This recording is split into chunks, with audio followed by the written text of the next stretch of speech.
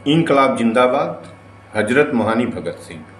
आज प्रदेश के और कहें कि देश के जो पढ़े लिखे लोग, जागरूक लोग हैं, उनमें एक बौखलाहट है, एक उबाल है।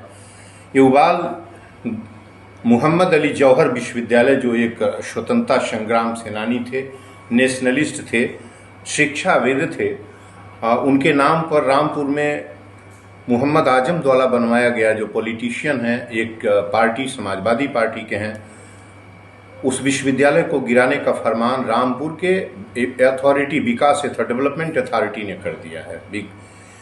और इसलिए किया है कि उसका नक्शा नहीं पास है, भवन बना लिए गए हैं।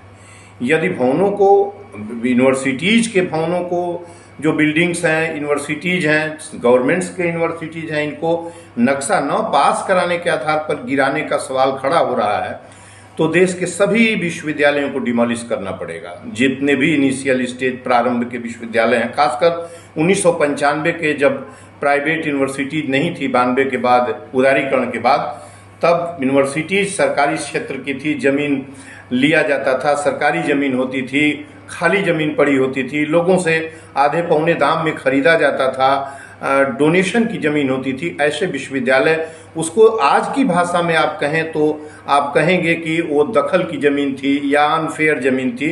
विश्वविद्यालय सब बने हुए हैं देश के। अब आप नक्शा न बनाने के आधार पर कह रहे हैं कि उसको हम गिरा देंगे।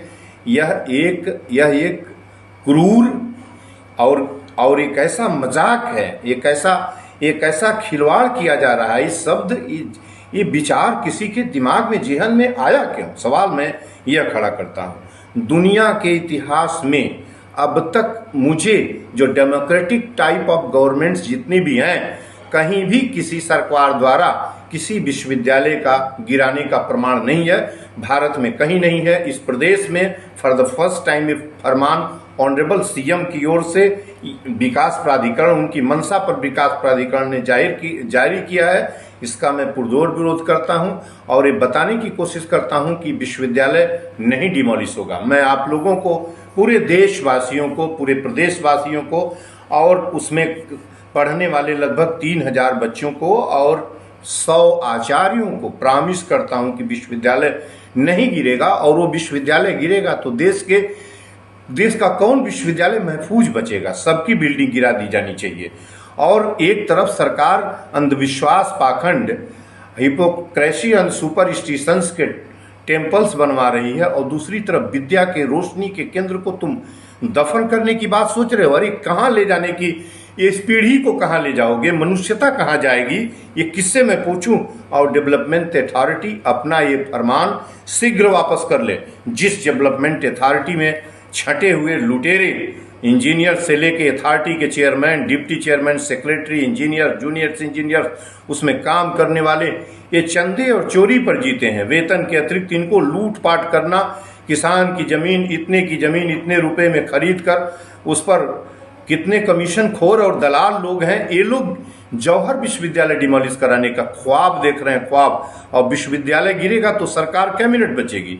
सरकार जितना विश्वविद्यालय पर आप बुलडोजर चलवाएंगे, ठीक उसी ढंग से बिना बुलडोजर चलवाए आपके ऊपर बुलडोजर चल जाएगा। आप मर जाएंगे, सरकार मर जाएगी, जिंदा सरकार दफन हो जाएगी। मैं कहता हूं आप एक विश्वविद्यालय तो दुनिया के इतिहास में, क्लासिकल हिस्ट्री में भी और बाद के इतिहास में भी नहीं गिरा। इस पर स्टॉप लगाएं।